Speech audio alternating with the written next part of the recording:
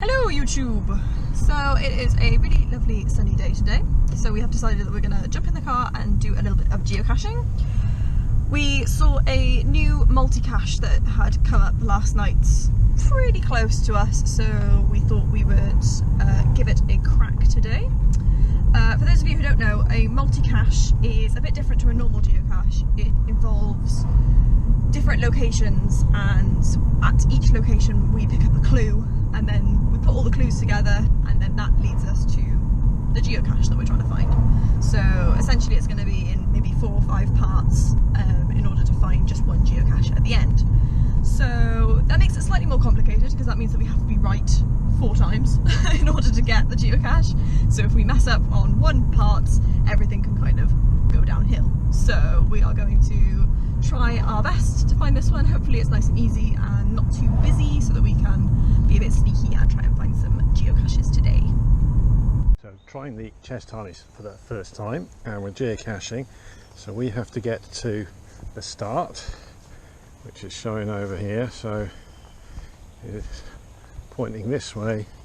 Oh, there we go. And Katie's found the path, so that is the start. So that is the first part of this multi-cache. So I can put a tick in there. So there's not a clue with this bit, but it just means that we're in the right place to start. We hope. So now I'm just going to find stage 2, which has also got a bit of a clue linked to it. Path made of wood.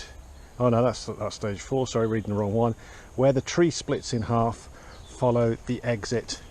Sort of the extremely short path. I haven't got my glasses, I can't read very well, so that doesn't help. I'll do the reading. Okay, so Katie's going to do the reading, and then we go to the map, and it's giving us an idea of where we're supposed to be going. So following the path, going in the right direction. We're about 40 meters away, so it's going to be up ahead somewhere there, and we know we've got to find some sort of cache there with a clue for the final part. Right, so it's somewhere round by here, so we're going to pause the video while we do a bit of searching. Right, so we've leaving stage 2. We're pretty sure we get the right area from the coordinates and everything. Actually can't actually find the hidden cache with it's got the clue, but because we know it's a number and we also know it's a single digit number, it gives us an opportunity to sort of possibly solve without actually finding that one, although that's not really the way we want. So we're off to stage 3 now. So we're going to follow a path round. I think we go down here. Stage 3 is large tree tipped down. You need the opposite of the crown. So we're obviously going to need the roots bit of a fallen tree. We're about 10 meters away. Stig of the dump. Oh yeah, stig of the dump. River crossing. Raging torrent. Katie doesn't like jumping these sorts of things. I don't know why. I got little legs. She's got little legs. No, I think we're going in the wrong direction. I think we've gone too far, because it's telling me it's 20 meters over that way. Oh. Sorry. Back over the river. Back over the river. I just do it deliberately to make Katie jump over the rivers all the time. Thank you. That's okay. There we go. So now we're in the cache zone. And to save the integrity of the geocache, I'm going to stop recording. We found the geocache box, and that's what this one looks like. And she signed the log, and we're the first one to find this particular stage, but we've got to solve the whole thing. So first to find, sort of, which is good. So Katie's going to hide that back, and we're going to move on. We've now got to go to stage 4 of this multi-cache, which is a couple hundred meters away in sort of this general direction, this way. And so in that little box we found the clue to the coordinate. We've got one coordinate.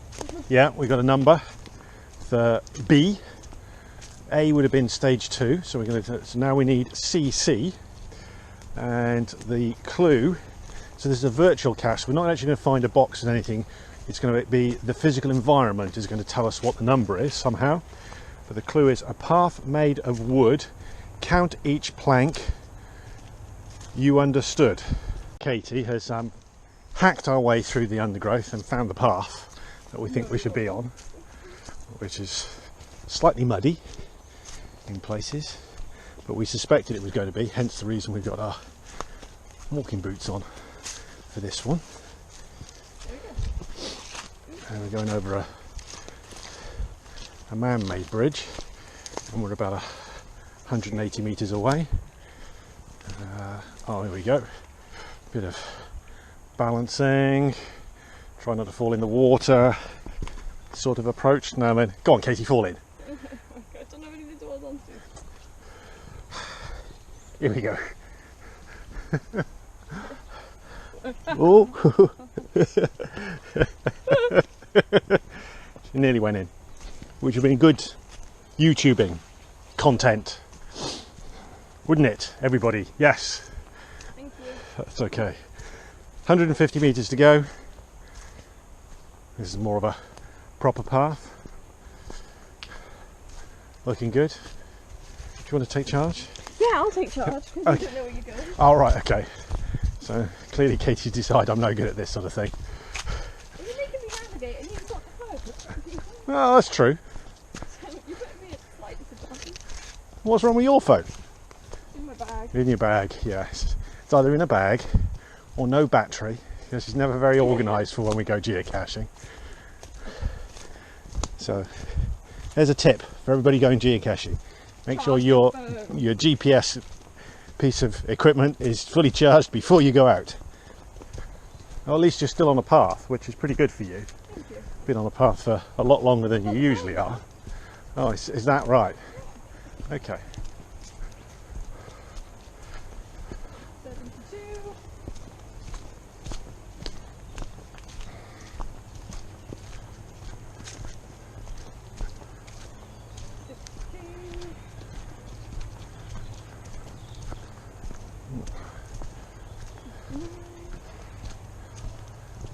Somebody's been building, I suspect, a mountain biking jump sort of thing.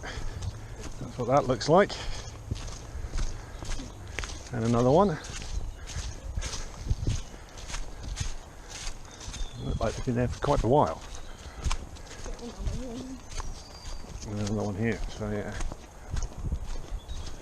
But judging by the tracks, haven't been used for a considerable period of time. Oh, I can see wooden planks. Okay, so we think we might be at stage 4, so while we try and work that out, we're going to pause the videoing. Okay, so we've just seen this lot of woods and we thought it was those planks there, but applying the sort of the 40 metre, sort of it says we're 40 metres out, then Katie has gone along here and spotted, you can see over there, there's something else over there. So we're going to go and count the number of planks on that piece of wood, and that might give us an answer that actually makes more sense. Okay, so what we've done is we know we haven't found stage 2, which has got the answer for A, which we know is a single digit, which has to be between 0 and 9 for the way it's worked. So we tried putting it in as 9, and the location sort of took us over here, which is, you know, sort of a long way away from where we are, so we think that's wrong. So we've gone the other end, which is 0, and that blue dot there, you can see hopefully, is 0, and the field you can see below it is where we started, so that sort of starts to make sense.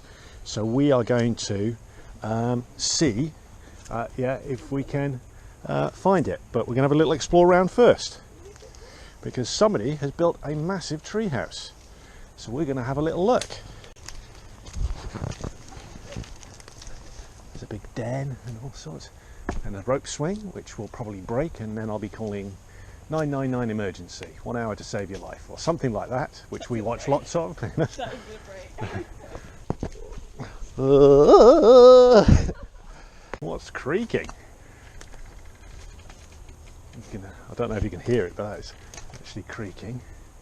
So the way in, I think you have to Don't go in. That sounds like it's just going to fall. climb up. But yeah, no, somebody spent a lot of time building that, putting that together. Fair play. Looks pretty solid, but it is creaking. Something's rubbing and everything. And this is what happens when you go geocaching, you find odd things. So there we go. So yeah, so we're going to make our way back to the field now, and from there see if we can find the final location. So speak to you soon. So this is now the following day. You can tell because Katie's wearing something different. And so we got here yesterday into the right part, gave us an answer for stage 4 for what we interpret as CC, and then we worked all that out, and that took us to the other end of the woods. Didn't get very far, gave up, went home. Found then later on that day somebody had beaten us to the first to find, so I had a quick email with him and then realised we'd made a bit of a rookie error in that we weren't trying to find CC, because that's 2 number, you actually need C, and then use it twice, so it should have been a single digit number.